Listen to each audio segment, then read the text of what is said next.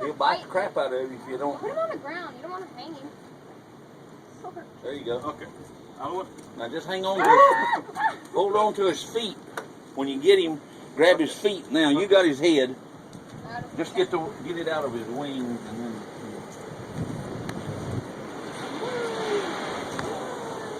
Come on, buddy. Glad to help you.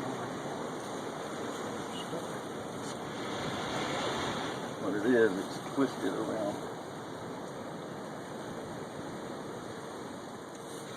Hold this. I won't let his head go. Oh, no, I got him. I got him.